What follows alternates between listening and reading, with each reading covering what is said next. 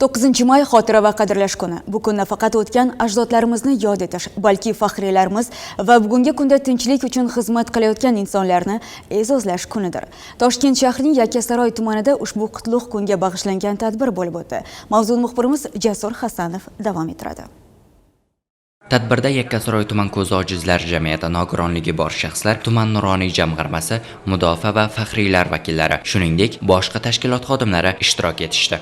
Bugungi tadbirimizda 150 nafardan ortiq insonlar, kam ta'minlangan insonlar yig'ilgan bo'lib, ularning orasida nuroniy jamg'armasimiz faollari, faxriylar, ko'zi ojizlar jamiyati faollari, Yakkasaroy tuman mehribonlik bo'linmasi faollari, nogironlari yig'ilishgan. Bayram dasturxoni yozilib, faxriylar va nogironlarga sovg'alar topshirildi. Harbiy va vatanparvarlik ruhidagi kuy-qo'shiqlar tadbirga ko'tarinki kayfiyat bag'ishladi. 9-may xotirlash kuni munosabati bilan urush mehnat faxriylari, nuroniylarimiz, faxriylarimiz jalb qilgan holatda madaniy tadbir o'tkazilmoqda. Tadbirimizda nuroniylardan tashqari faxriylarimiz yig'ilishgan. Albatta bu fuqarolarimizga ham belgilangan tartibda mahalla xayriya jamoat fondi tomonidan sovg'alar topshirildi.